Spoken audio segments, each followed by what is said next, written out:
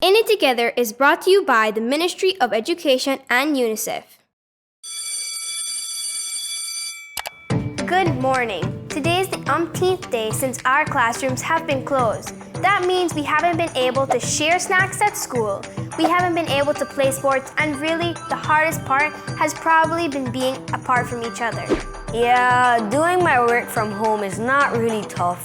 Listening to radio programs and keeping up with teachers through WhatsApp is alright, but I also miss my friends. Well, we have great news to announce. With this special TV program dedicated to us kids, we can be in it together. Our friends can all tune in at the same time, learn about the zoo, drawing, and other cool things, and we can share our progress with each other. Social distancing may have us apart, but virtual learning is bringing us together. Let's jump on into what is ahead for us today. In It Together. We kick off this morning with Animal of the Day. In Belize, we can boast that we have the best little zoo in the world. And so, let's visit our Belize Zoo virtually to learn about our unique Animal of the Day.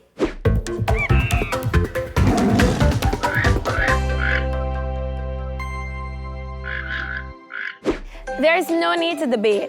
Belize has the best little zoo in the world, with over 200 animals, and they're all kept in their natural habitat.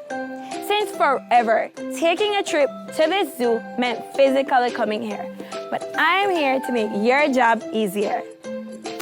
I'm Danielle, and I'll be bringing an animal a day to your living room. We will learn what they eat, how big or small they grow, and all the little features that makes them special. I am a dog lover, but being a mommy to a dog does not count.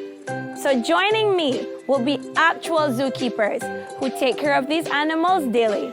Now, grab your notepad and be sure to allow your little brother and sister to join you, as we will be having lots of fun and adventures right here at the Belize Zoo.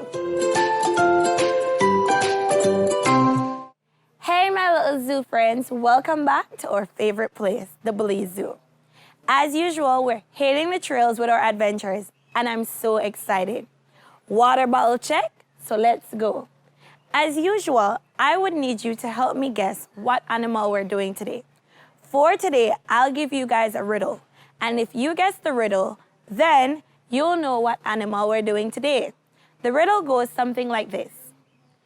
In the first book of the Bible, this creature tempted Adam and Eve to eat a fruit they shouldn't have. They ate the fruit, and so they had to leave. What animal am I talking about? If you guessed the snake, you are so right. Back with us is Miss Wade, the zoo's education officer, who is right here to give us all the information we need. Hi, Miss Wade. How are you doing today? Hi, I'm doing good. Great. So, Miss Wade, today we'll be teaching all our friends about the snake, a specific snake, because Belize has a lot of different species of snakes. So, can you tell us all we need to know about the snake that we will be learning today? Sure. Hi, guys. Today we'll be learning about boa constrictor. The common name is hawala.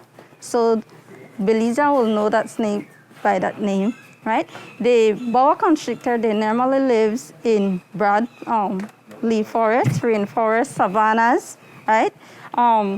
They are specifically carnivores, so they eat small animals, which include insects and small birds. Okay, so how big do these snakes grow? Because in Belize, when people say a wola, it's a big snake.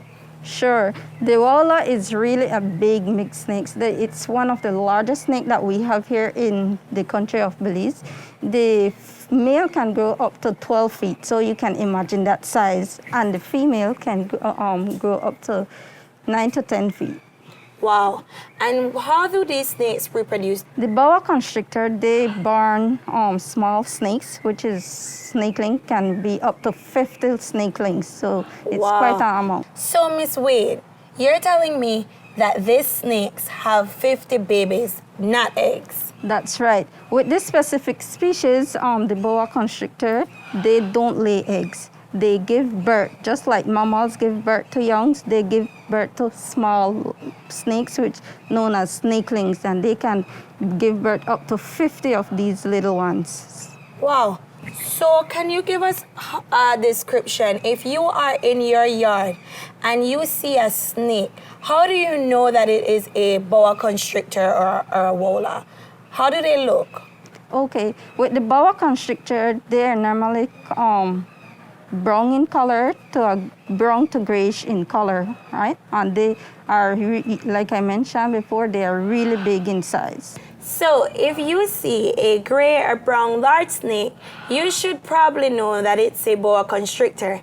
And you should also know that these snakes aren't venomous. Can you explain to us what that means? Sure, these snakes are non-venomous, meaning that they do not have venom, so they do not kill their prey by venom, but instead they squeeze them. That is the reason why they are referred to as boa constrictor.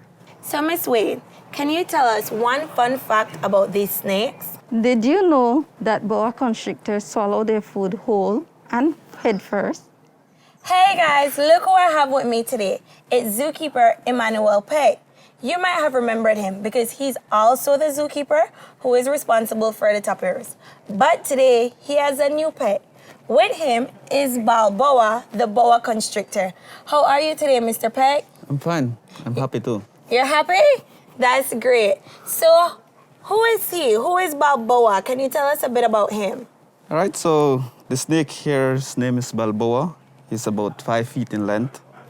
And like many people might know, these are one of the largest species of snakes we have. And how did Balboa end up at the Belize Zoo? So Balboa was found around the zoo here. So we needed a representative because Represent a snake. Yes, a snake which can be taken to school to educate kids. So Balboa is a mascot. He is. Great. So Balboa goes into schools and he meets kids. He meets so kids. he doesn't bite. No. Great. And Hi, Balboa. And even kids that comes to visit the zoo get a chance to see him here as well. Great. So I'll get a chance to hold Balboa today. There you go. Tail first. So snakes might be really intimidating. If you see them around, it's most likely they're not venomous. So be sure to just remove them. And if you have a snake that's in your community, be sure to call the zoo. Maybe they have a place here for them. And know that Balboa here is a great ambassador for snakes. And you can find him right here at the Belize Zoo. So it is very important to know that out of the 56 plus species of snakes living in Belize, only 8 are actually venomous. These include the Central American coral snake, the Maya coral snake, the eyelash viper, the Tommy-Goff, which is actually very famous, the hognose viper, the jumping viper, the Mexican moccasin, and the neotropical rattlesnake. I would like to teach you a little rhyme that will help you to know the difference between a deadly coral snake and a friendly coral snake. It goes a little like this. Red on black, okay Jack. Red on yellow, deadly fellow. And if you are bitten by a snake, be sure to look at its patterns, its colors, and be sure to visit a doctor. Did you know that in the 90s, Belize had its own famous snake? His name was Julius Squeezer, and he was owned by a friend of mine, Mr. Joe. We'll learn all about him now. So I know exactly who you are, but can you let our viewers know what's your name and a little bit about yourself? My name is Joe Garrell, and I've always been into nature. I've done a lot of different things in my life, but I always find a connection with nature. I like animals, like being around them, interacting with them. And for that reason, for years, I've been doing different things that, put me in touch with nature. So we heard you love snakes. How did that fascination begin? Ever since I was a child, very young, my grandfather on my mom's side used to take us to the zoo. We used to watch documentaries. We used to see National Geographic books and that kind of stuff. It wasn't on TV yet. And I was always fascinated with snakes, how they ate, how they moved around without arms and that kind of stuff. How they, I found them very fascinating from a very young age. So, I mean, I was always intrigued by everything they did. Great. So we heard you had a very large and very famous snake. Can you tell us what his name was and a little about him? All right. Years ago, many years ago, I had this is talking like early 80s, a friend of ours sent us from California, because they were bred in California, a Burmese python.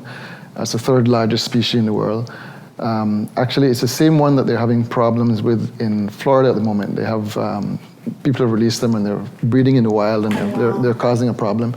Well, we had one, he sent it down for us.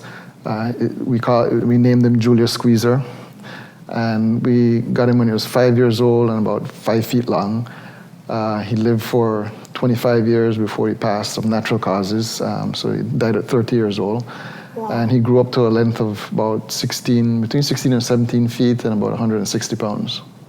Well, I've always had snakes as pets. I mean, ever since I was 8 or 9, I guess, we started collecting garden snakes.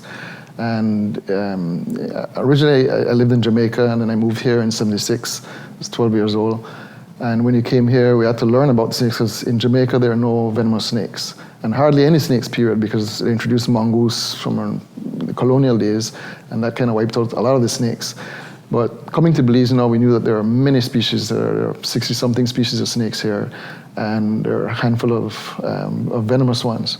So we didn't feel safe just going out and catching snakes. So we had to learn a bit about what was here first. And we started off with little garden snakes and boas, and eventually we got up to, further lances and coral snakes and all that kind of stuff as well. We'd make cages for them. Sometimes when you had too many of them, and some of them you can't keep together because some of them are cannibalistic. They would eat other snakes, like the blacktail. Or king snakes, they'd eat other snakes, so you can't keep that with other snakes. So, we'd have them loose in a room that's locked up or something like that. Yeah, but, we've had times where we had as many as like 2 or 3 dozen snakes. Wow. But back to Julius Squeezer. We've seen pictures and he seemed to have been an attraction. How was that like, going around with this large snake? Did Belizeans know of these snakes? And was there anything specific that you did with him? We used to go to schools or to different groups. We used to go up to Batch Sub even and take him along and give presentations and talk about snakes of Belize or just snakes in general. Yeah. Okay, so he was somewhat of an ambassador for their species. Definitely. Great. Any wildlife that you have, you need a permit to keep, and we always had permits for any of the snakes that we have most of the time, because early on, when back in the 80s and stuff, that wasn't an issue. Of course. But more recently, we had permits to keep the snakes. You get that from the forestry department. Julius Squeezer was captive bred and imported. So we had to get permits to bring him into the country and had a permit to keep him and all that kind of stuff. And, I don't think that anybody should be keeping any snakes at all, if they don't have the knowledge on how to keep it properly and safely. And, if they're going to be doing harm to anybody, you shouldn't be teasing people with them and that kind of stuff. That's probably not a good idea. Okay, so finally, what will you say to children who is watching a show and have a huge fear for snakes? The fear of snakes and spiders aren't natural, really. And frogs? Frogs, none of those are natural. It's caused from an experience somebody had where they saw somebody else being scared by one or told them to be, to be careful, and it's how they're raised. That's what brings up the fear. My kids have, I wouldn't say no fear of snakes, but they have a respect for them, because they know that even the ones that are non-venomous can bite. And, so you're just careful with them, and the snakes are only trying to defend themselves. So you have a good, general respect for them. And, the snakes get a bad name, and they're a part of the ecosystem. They're needed. Everything from the geckos you have around your house, the little the vine snakes and stuff will be eating that kind of stuff, to the boars and the blacktails and that kind of stuff. They'll be eating rats. And even in India, where there's a huge rat problem, they have great respect for cobras. They catch them a certain time of the year and they release them because they help them in the rice fields to take care of the rats that are affecting the crops. So. Great way of putting it. You made snakes seem really useful. Thanks, Mr. Joe, for joining us. And it was good catching up. And I hope the viewers enjoyed all the nice pictures of Julia Squeezer. You're welcome. Anytime. Hey guys, thanks for joining me today. And I do look forward to seeing you on another episode of Animal of the Day. If you have a picture at the zoo or a picture with your favorite animal, and that animal can be a dog, be sure to comment it under today's episode. You can find us at In It Together Belize on Facebook, or you can even message us at inittogetherbz@gmail.com. Guys, the zoo is open every day from 8:30 a.m. through to 5 p.m. Be sure to ask your parents to bring you over for your experience, because it is even better in person. And remember, the more you read, the more you'll know. And the more you learn, the more places you'll go. Thanks for joining me. Bye, guys. See you next time.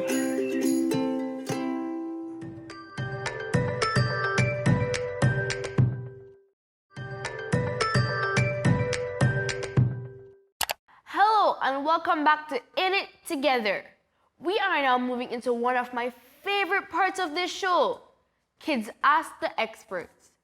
This is our opportunity to ask experts questions that us children actually want answers for. The expert joining us today is none other than our country's Attorney General, the Honorable Michael Purfeet. Thanks for agreeing to join us this afternoon. How are you doing today? Good afternoon. It's great to be here. Are you ready for our tough questions? Yes. Good.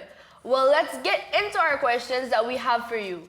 I have 4 friends along with me, and we'll take turns asking you our questions. Who wants to go first?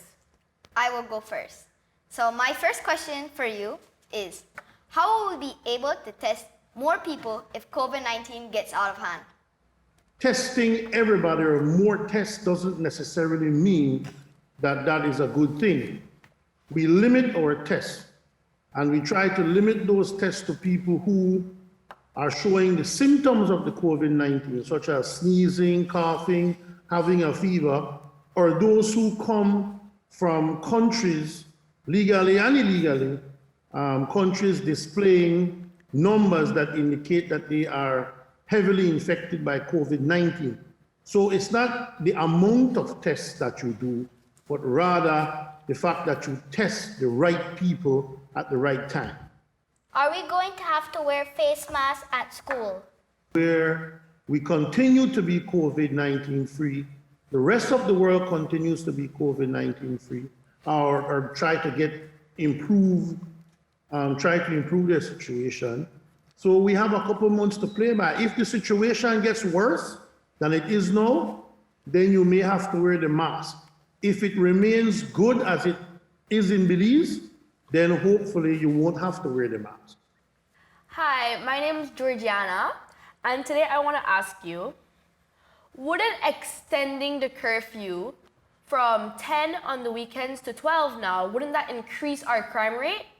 It won't necessarily increase it, but it doesn't make fighting the crime situation any easier. When there was a curfew, then the police could have greater control because there was less movement.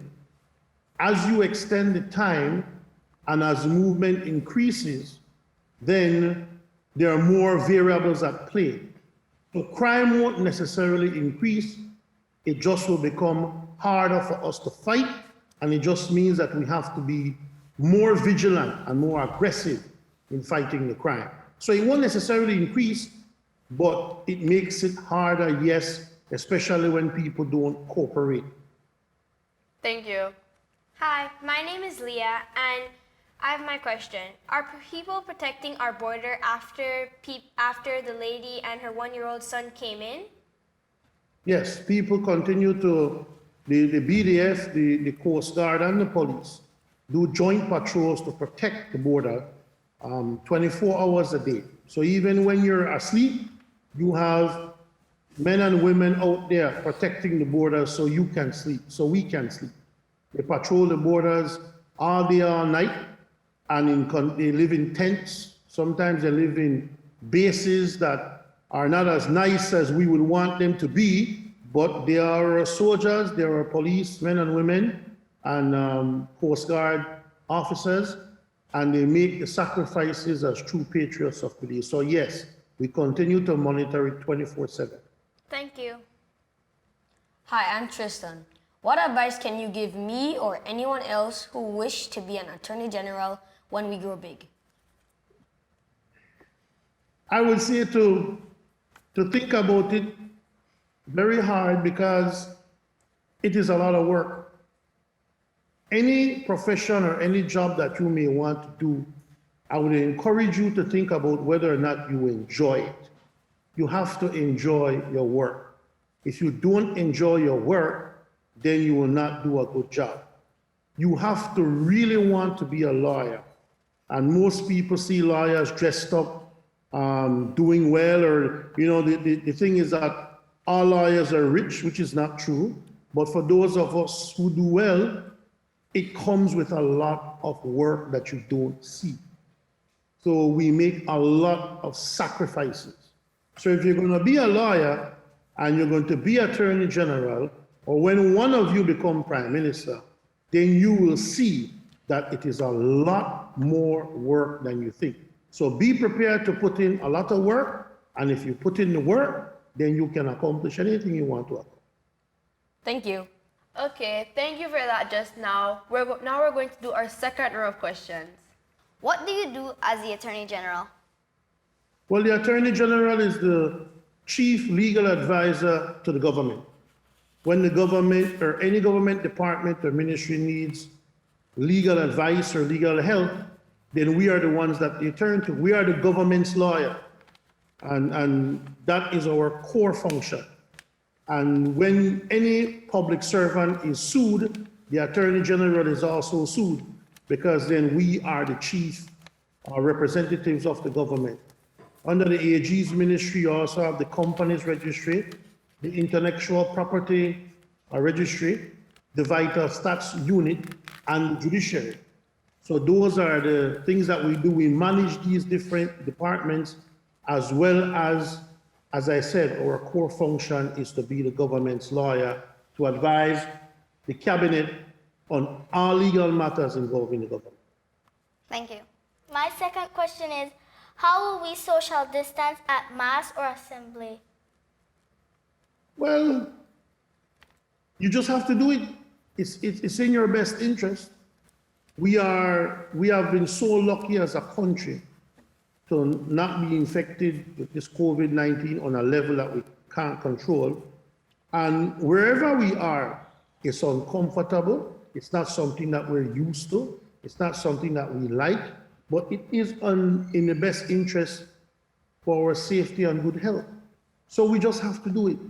You sit 6 feet apart, or I'm sure as you've heard by now, 1 pair of feet apart, and you sit 6 feet apart from each other.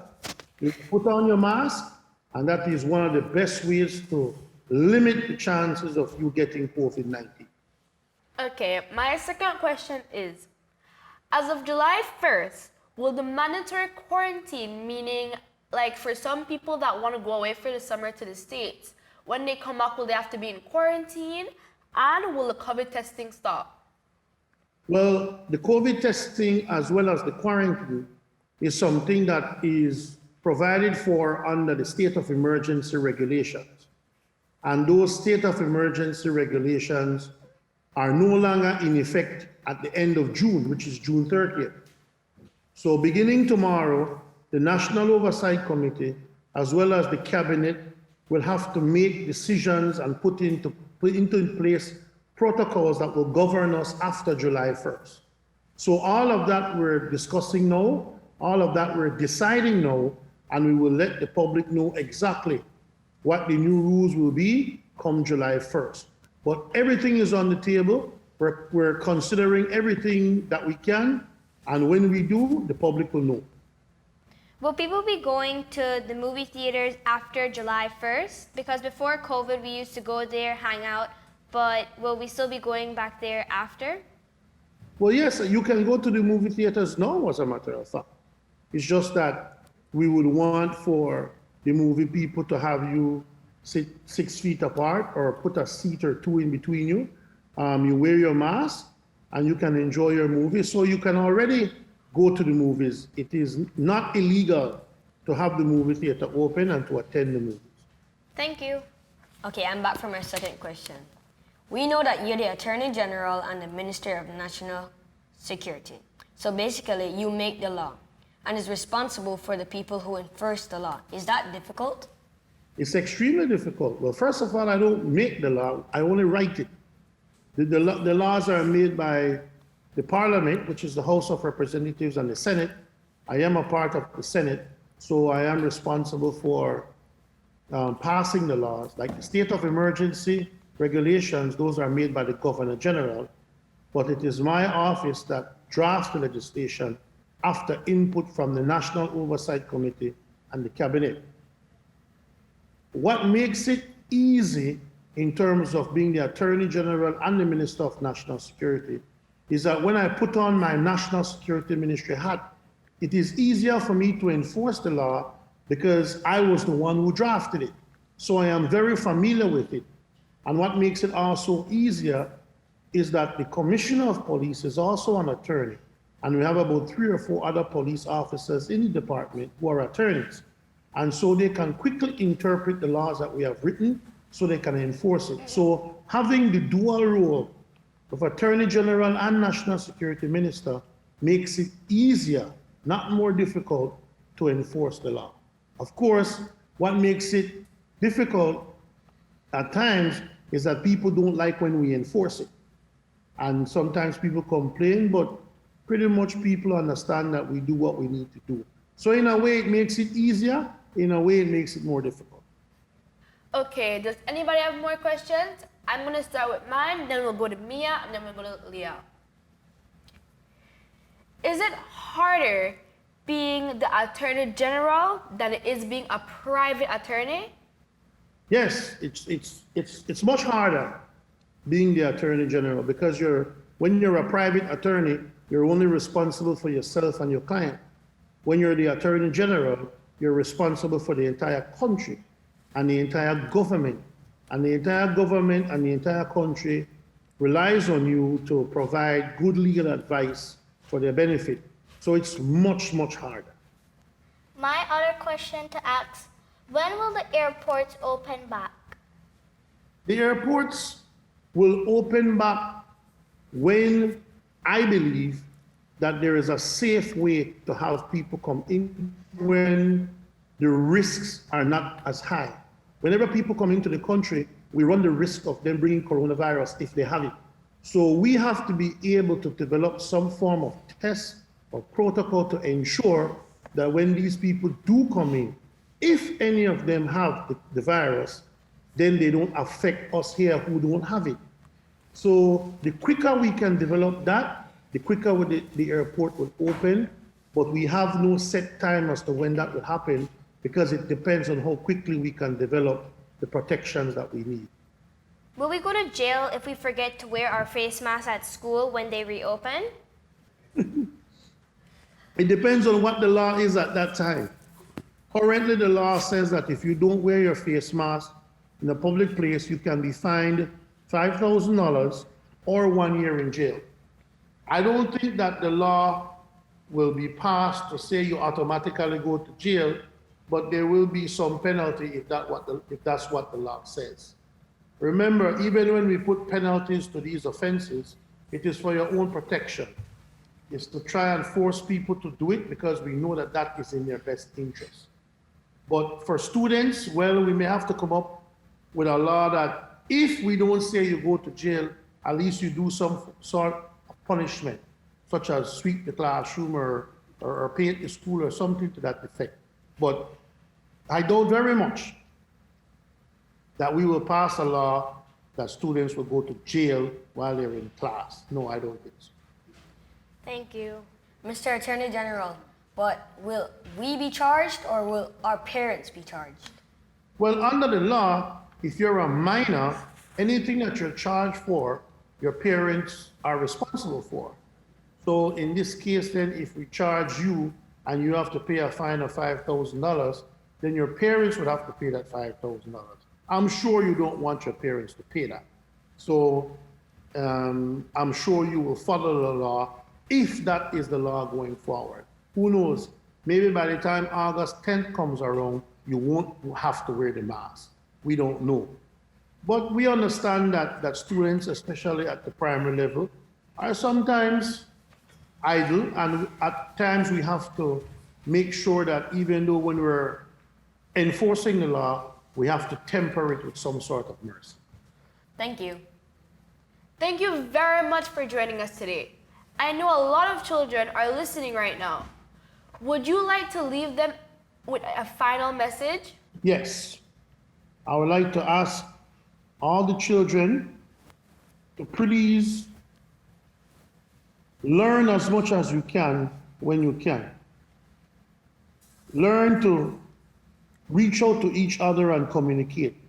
Use the technology that you've been blessed with, not just to do idle things or just to listen to music, but do some research, read, learn, take advantage of the extra time that you have been given from school so that you can educate yourselves.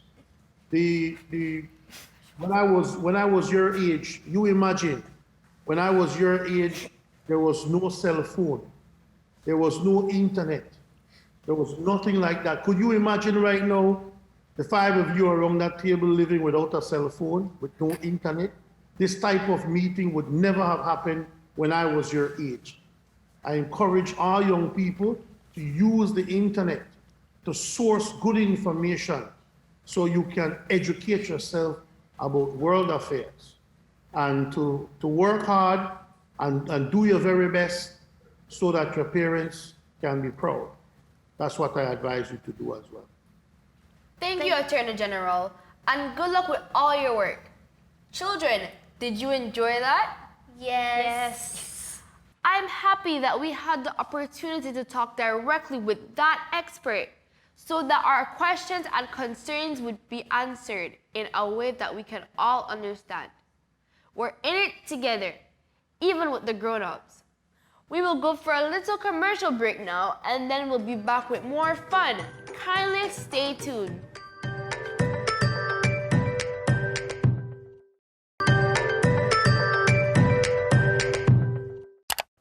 If you're like any one of us, you've probably OD'd on junk food during our time away from school. Learning from home has also meant relaxing for long hours on the couch, binging on Fortnite or TikTok or cartoons. And it's honestly time for us to get more active again. So hopefully you have on your exercise clothes and your comfy shoes so we can get our bodies moving with DIY exercise.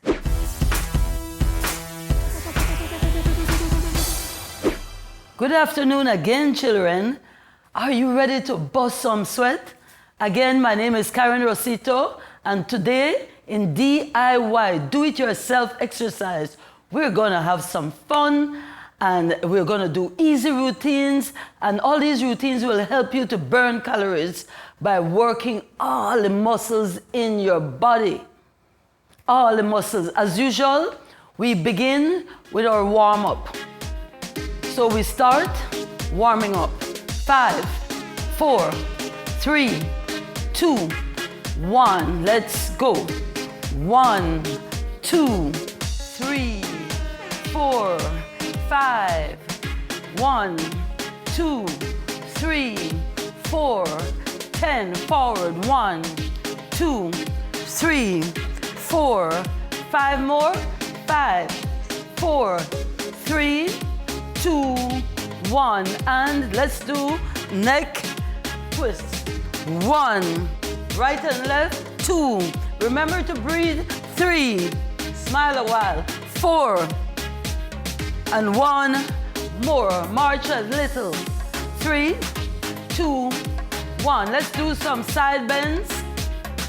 1, 2, only 10 sets. 3, all the way. 4, side bends. 5, get the obliques. 6, 7, 8, 9, and 10. Now we're gonna do regular punches, 20 of them. So just to show you, 1, right and left is 1. Let's go in 3, 2, 1. 1, 2, 3, 4, 5, 6, 7, 8, 9, 10. 10 more. 10. Counting down. 9, 8, 7. You can do it. 6, 5. Raise the leg. 4, 3, 2, and 1. March out in 3 seconds. 2, get ready for the next one. It's gonna be deep squats with raised arms. 10 per leg. I'm gonna show you first, then we start counting. Ready? Set. 1, 2. So it's 20, 10 on each side. 3, 2, 1.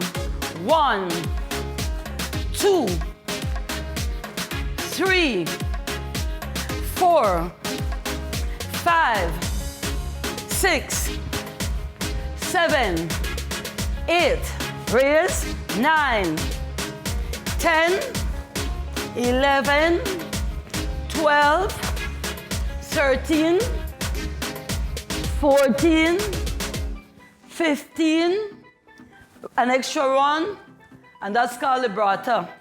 So again, we're going to rest for about 15 seconds, but while we're resting, it's called an active rest because you don't stop moving, just light little touches in 5 seconds. 4, 3, breathe, 2, and 1. The next exercise is called toe touches. Spread apart, feet apart, and extend the arms, bend the knees slightly, and bend. Ready, set, go. 1, 2, you can do it. 3, if you can't touch your toes yet, 4, it'll come. 5, 6, up, 7, 8, 9, 10, 10 more, 11, up, 12, up, 13, 14, 15, 16, 17, 18, 19, and 20. That feels great. Okay, 3, 2, and 1. The next exercise, for this next exercise, we're gonna do jumping jacks. And again, like last week, you can do mock jacks, or you can actually jump. Ready? Go. 1, 2, 3, 4, 5, 6. Keep the back straight. 7, 8, 9, 10. 5 more. 4, 3, 2, 5 more. 5, 4, 3, 2, and 20. Yes. Now we go to a high step march. 3, 2, 1. 1, 2, 3. Ready? Just to show you what it is. Set, go. 1, 2, 3, 4, 5, 6, 7, 8, 9, 10. 10 more. 9, 8, 7, 6, 5, 4, 3, 2, and 1. That was good. That calls for a rest, 15 seconds, and lift, and breathe. I'm gonna count down 10. I spoke 5, so it's 10, 9, 8, 7, tuck in, 6, the back is straight, 5, 4, 3, 2, and 1. Okay, the next move is called skiing. Well, a lot of us have never, ever skied, but the movement is there. So it's like, ready? 20 seconds. You can do this. 3, 2, 1, 1, 2. Let's go. 3, 4, 5, 6, 7, 8, 9, 10, 11, 12, 13, 14, 15. 5 more. 5, 4, 3, 2, and 1. Yay! That was good. Next one coming up, arm moves. Arm moves. So it's up, front, and out. Again, up, front, and out. So we're going to be doing 30. Ready, set, go. 1, 2, 3, 4, 5, 6, 7, 8, 9, 10, 11, 12. Up, front, 15. Up, front, that's 18. Up, front, 21. Up, front, 24. Up, front, 27. 3 more, 2, and last one. Wow! Whew. Have me sweating. On number 12, or the last set of exercise, is step right and step left. So look at what I'm doing. Feet together, out, out, in, in. Out, out, in, in. Ready, set, go. 1, move. 2, move. 3, move. 4, let's do this. 5, 6, 7, you can do it. 8, 9, 10, 10 more. 10, 9, 8, 7, 6, keep that beat. 5, 4 more. 3, 2, yay! Last one. Guys, today was awesome. I feel good. I hope you felt good also. Let's march in place. We burn a lot of calories. You notice? Good day of sweat. Remember to have your water somewhere. Sip on the water. Great job, great job. Looking forward to seeing you next session on Do It Yourself Fitness. Peace. Thank you. Well, we just had to quickly freshen up because Miss Karen helped us to bust a sweat just now. Being physically healthy is important for us, especially when we're inside for almost the entire day. Hopefully, you enjoyed that mini session. The sweat is worth it. You're probably out of breath right now, so we will take a little commercial break so we can wind down a little. Enjoy some water and maybe take a quick stretch before we move into the next segment for today. Please stay tuned so we can end off how we started. In it together. Be right back.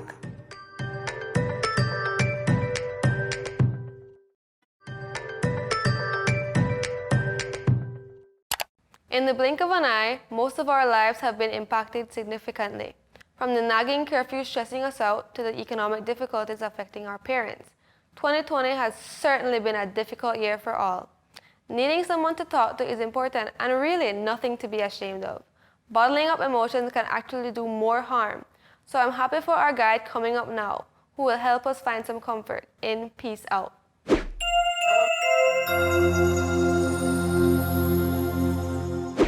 Hello again, and I am Miss Jones, and I'm happy that you are here for more Peace Out. Do you ever find yourself being under stress or a persistent state of confusion? Those are normal feelings, but there are things we can do to control our emotions and state of mind in those moments. One great technique is mindful journaling, and that is what we'll be discussing today. Mindful journaling is a beautiful way to make sense of all the senselessness, to reflect on this world, yourself, and examine the way you are living. When you feel unsteady, journaling gives you an outlet to vent and make change. To make you comfortable when journaling, it is strongly encouraged to take some time to choose a special book, which might have your favorite color, sticker, or design on the cover. Or you can set some time out to decorate that, unless you choose to utilize an electronic version, which I don't recommend because they do not create a mindfulness experience the same as physical writing. You can also purchase or decorate the special pen or pencil you choose for writing. Here are a few items of my very own that I utilize for journaling. The key of mindful journaling is to communicate in writing creatively and releasing unwanted feelings so that you can have more attention to details in your life. Now that you have your journal of your choice, let's engage in a mindful journaling session. Firstly, you will need to set aside a specific amount of time for your mindful journaling session. It can be 2 minutes, 5 minutes, 10 minutes, or more, you choose. Try to set aside a regular time for journaling. It can be after completing your chores, or just after saying morning devotion, after showering, or any task, just to scribble some thoughts, or even take some time at the end of each day to write about what you've been noticing. If you're feeling stuck, here are a few journaling prompts to get you started. Describe your childhood bedroom using all 5 senses. How do you feel after going for a long meditative walk? Does the world seem any different after you've been breathing deeply and paying attention? Or you can write about a tiny detail you noticed today. Songs you heard early in the morning, the design of your favorite tennis shoe, or an unusual stone. If you are journaling without writing prompts, try to date the page that you use when you begin the journal. Keep track of your progress. Keep in a state of full awareness as you write. Do not write without a purpose. Be honest and reflect momentarily on what you wrote. After your time has ended, place your journal in a safe place. Remember, mindful journaling can help to reduce stress, improve body function, keep memory sharp, boost your mood, and strengthen your emotional health. I encourage you to start writing today. I can only imagine that several of you must be saying, "Oh, that's why our teachers used to tell us to keep a journal. It really helps." And in these times where problems exist in all corners, we have to be purposeful about maintaining our mental health and happiness. So I really hope you do consider starting up your journal. When I'm back next week, we can discuss other techniques that may be helpful for you. Cool, right? Thanks for tuning in, guys. Until I see you again, peace out. I already feel way more relaxed after that fun session. I hope you guys discovered that exploring your emotions, utilizing coping techniques, and managing your exposure to stressful news are all practical and important ways to safeguard your mental health and emotional well-being. So I thank our guide for helping all of us to enjoy this episode of Peace Out.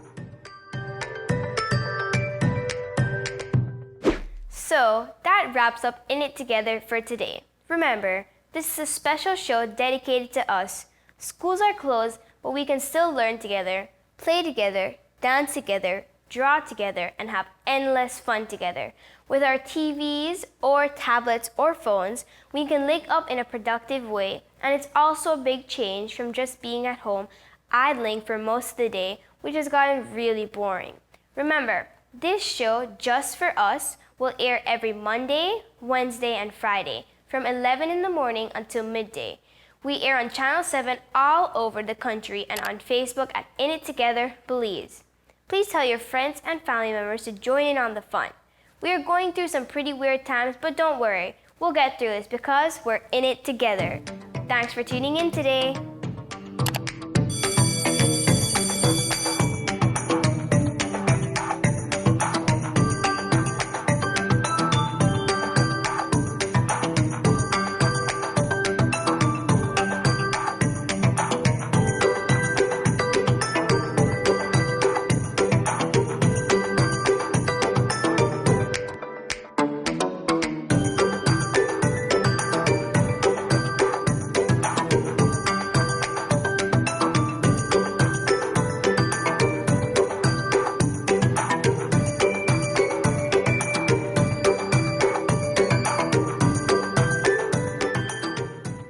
In It Together was brought to you by the Ministry of Education and UNICEF.